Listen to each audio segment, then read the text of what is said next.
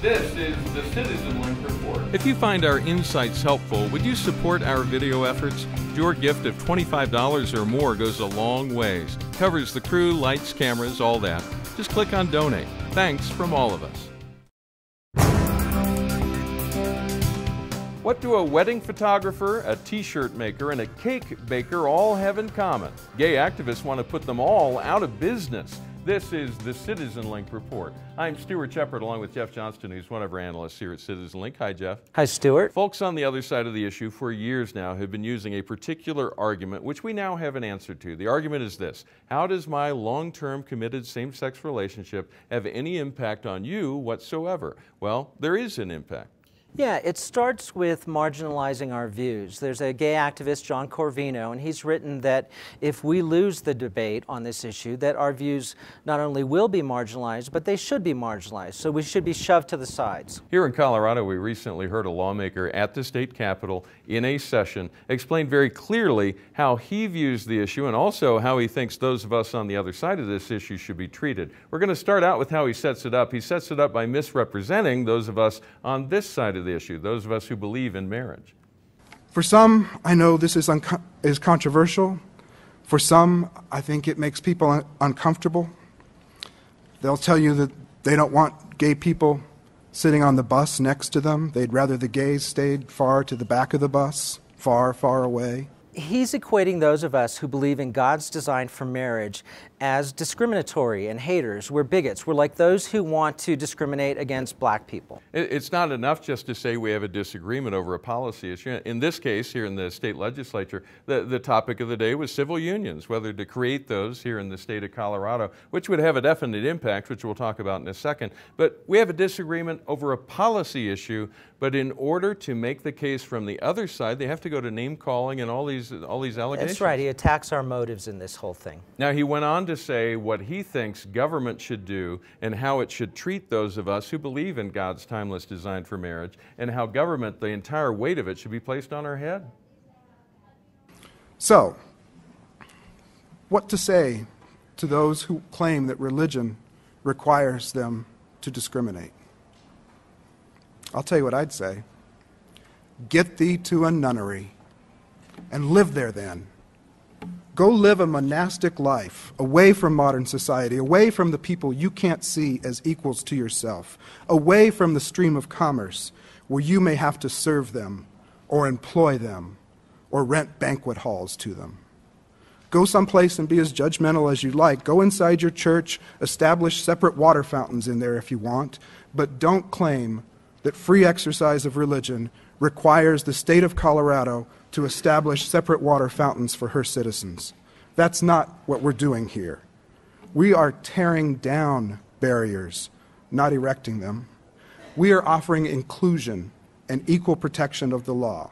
So his definition of inclusion is to exclude anyone who disagrees with his point of view. His definition of inclusion is to lock all the Christians away out of public life. His definition of inclusion is that if you're Christian and believe that marriage is the union of a man and a woman, you shouldn't own a business, you shouldn't have a club that expresses Christian beliefs, you shouldn't do anything out in public, perhaps behind the closed doors of a church, but not out here with the rest of us who are modern.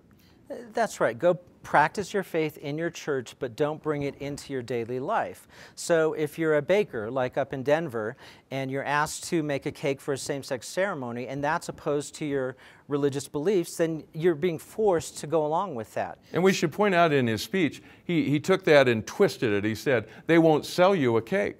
He would sell people a cake or cookies or any other baked good, but he didn't want to create a cake for a special event that he disagreed with. That's right. Same thing with a Catholic group like Knights of Columbus. If they own a hall, they would be forced to rent it out to a same-sex couple for a ceremony. And we talked about the New Mexico photographer at the top of the show. Advertised on the internet, got a call, we'd like some business. Once she found out it was a same-sex commitment ceremony, she said, you know, that runs against my Christian beliefs, but I have a friend who'll shoot it for you. Let me recommend that. No, she got taken to court over it.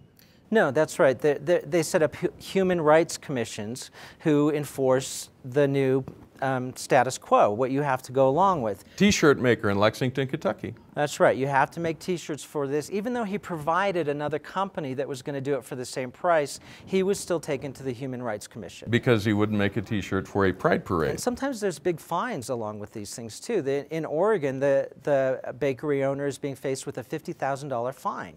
This is no longer theoretical. I mean, we've talked about it for years, and a lot of people said, oh, don't pay attention to them. They're just making this up. There will be no impact. We're just talking about fairness, equality, providing this for folks, and it will have no impact on you whatsoever. We're seeing people want to shut down businesses and using the weight of government to do this. That's why this speech is significant. This is a lawmaker. This is someone who, with his vote, can influence how government treats Christians in this state. That's right. He's bringing out into the open where he believes we should go with this. And we're seeing this in other countries as well. In Canada, where they're further down the road on these issues, the leader of the New Democratic Party recently said, he was talking about a group that was given some money to provide water access in Uganda. And it's a Christian group, and they believe in marriage between a man and a woman. And he says that's against the law. It's against Canadian values, and it goes against Canadian law. Not providing water, that's fine, but it's because he happens to hold beliefs that have nothing to do with the whole water project. They had something on their website about same-sex marriage, and so that is against the law according to this political leader.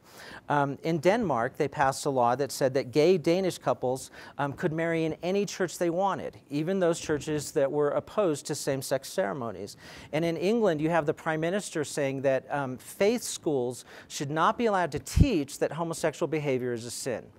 So they're not just pushing Christians into their churches, they're reaching into their lives and saying, here's what you should say and here's what you can't say. So they're attacking freedom of religion, freedom of association, and freedom of speech. So the effort to redefine marriage is not just about creating this new type of relationship out of thin air. It's actually about silencing Christian voices in the public square. That's right. It impacts all of us and it impacts all believers. All right. Jeff, thank you for your time here. Thank you for watching. We appreciate hearing from you. We appreciate your comments, your questions, your criticisms. We're open to all that. We read every note that comes in. You may always write to us at mail@citizenlink.com. Remember to pray for our elected officials that they would have wisdom and insight as they attempt to rule, both at the state level and the federal level, to represent everyone, including people who believe that marriage is the union of a man and a woman. And remember, stand tall and be heard.